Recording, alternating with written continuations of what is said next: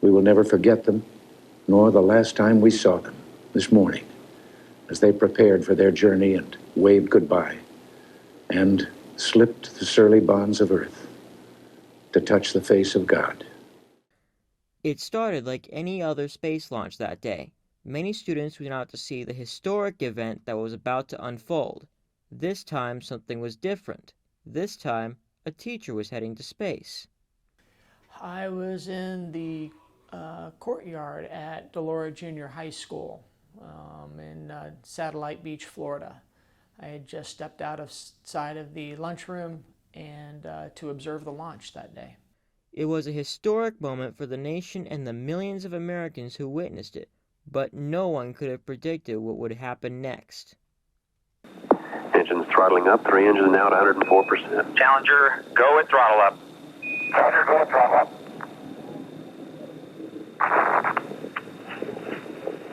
1 minute 15 seconds. Velocity 2,900 feet per second. Altitude 9 nautical miles. Downrange distance 7 nautical miles.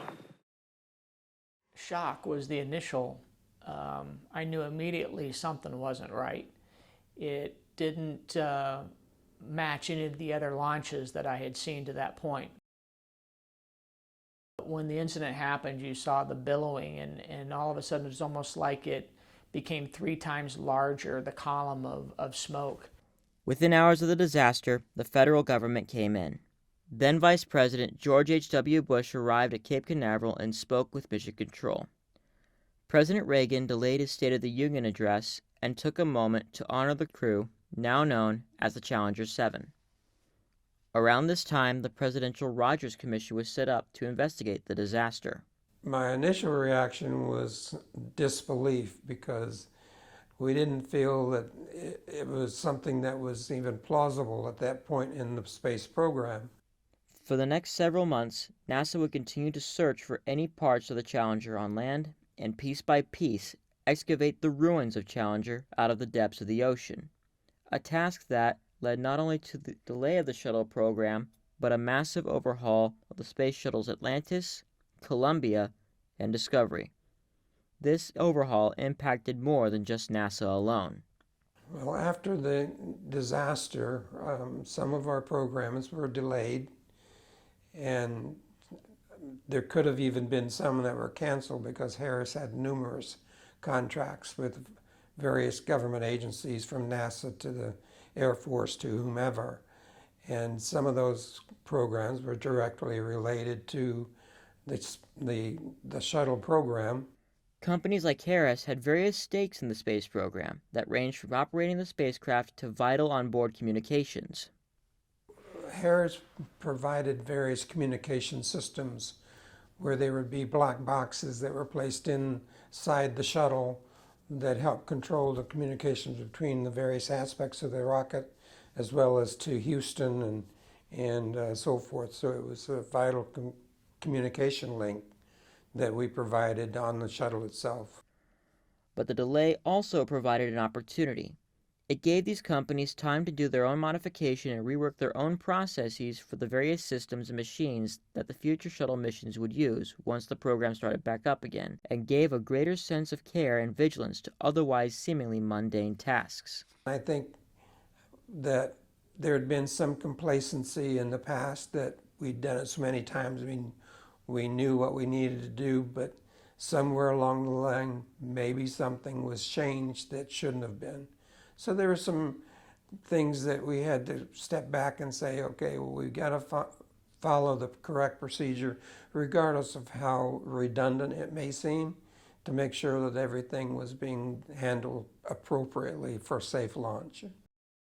There was a couple programs that I had worked with, but when the explosion happened, the programs that I was directly involved with had put in standby mode, basically, and we didn't do much until about half a year before the next space shuttle, because nothing in the things that we did appeared to be part of the problem, so we didn't have a lot of redo in order to get back on the shuttle. As the shuttles began their repairs and the contractors reworked their systems, NASA would continue to work via unmanned missions to further expand space exploration as they waited for the opportunity to return to space. On September 29, 1988, NASA would get its chance with mission STS-26 and the launch of Space Shuttle Discovery. However, while the public was eager to see a return to space, the nation was secretly holding its breath. I felt that everything had been reviewed and thought through by the people at NASA and their independent investigators and everything. So I was really kind of excited. I was very anxious about it. I wanted to know that, you know, the space program was going to go forward. And when the day came that the Discovery was to be launched, we all went to a television and watched because we were concerned, you know, that we'd done the right things, that it was going to go forward, and that the program would continue to be a success. The Discovery mission would bring in all veteran crew to space and were provided with pressure suits, bailout capabilities, and other new systems to ensure the survival and the return of the crew. As the rocket launched into space to begin its 4-day-long mission, the nation waited and prayed for the crew's safe return. I think that even though there had been a 2-year process of evaluating what went wrong and finding corrective actions, the fact that it happened, I think, put some concern in everybody's mind as far as, you know, did we find everything? So it was a tremendous relief, I think, for a lot of people when the space program started up and the launch went through successfully. On October 3rd, Space Shuttle Discovery would land at Edwards Air Force Base, California at 12:37 p.m. Roger, wheel stop Discovery, welcome back. A great ending to the new beginning. At last, Discovery and her crew were home. After 2 years, the hard work paid off. I think there were a lot of things that NASA learned. I think it was a lot of things that the American people learned. Well, I think one of the biggest things that we learned is to not take things for granted. You've got to, because the shuttle was such a complex process of getting it launched, that you have to do everything right and make sure it meets all of the specifics in order to get it launched successfully. The success of STS-26 marked NASA's return to space, and that success was celebrated across NASA and the U.S., who began to prepare for the future of space travel. It is a moment that even 35 years later still stands the triumph worthy of remembrance.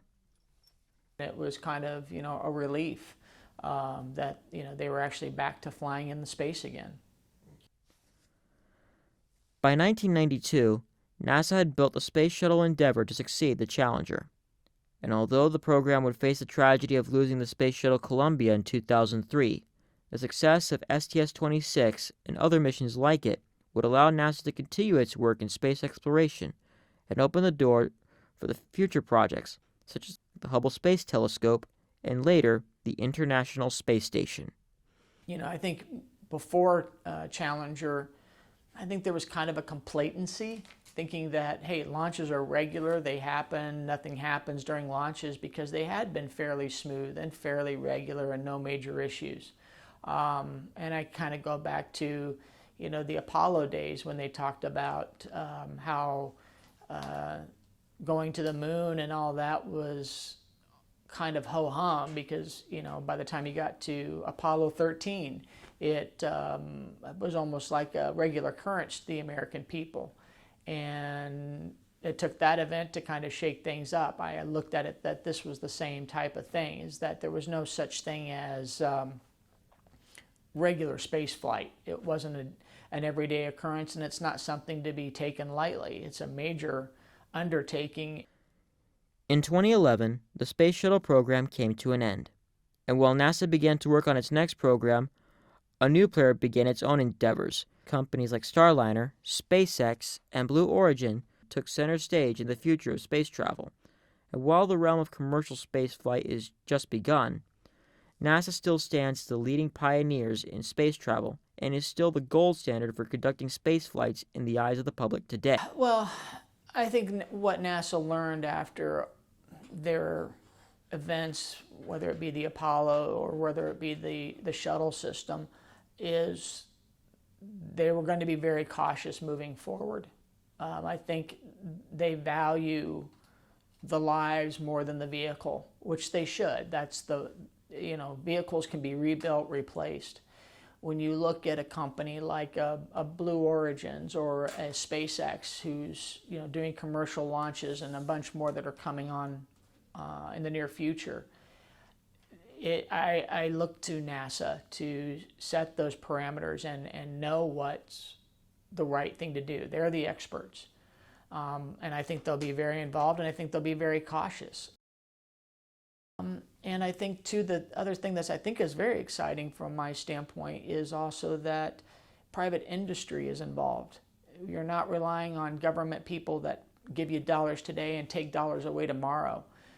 If the company's committed, like a SpaceX, like a Blue Origin, and some of these government contractors that are now, competing against and didn't really have competition before, are having to step up. And I think that's where NASA's got to step up their game.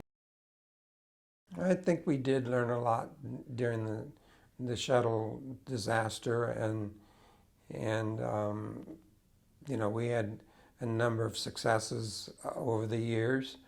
So I think it taught a lot of people to be more proactive and more involved in the process to make sure it went right.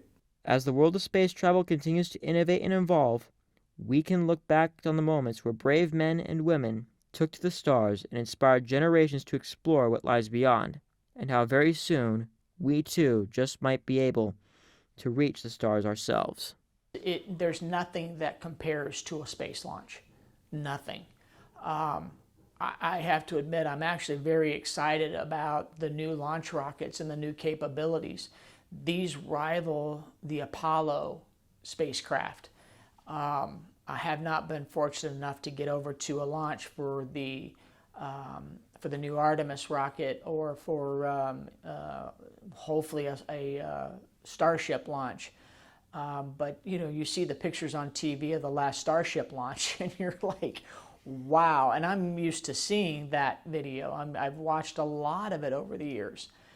That's power. I've been out to 2 or 3 of the launches in the early days of the program. And in those days, you could get within 3 miles of the launch. I was there on a couple of different occasions, and it's beyond words.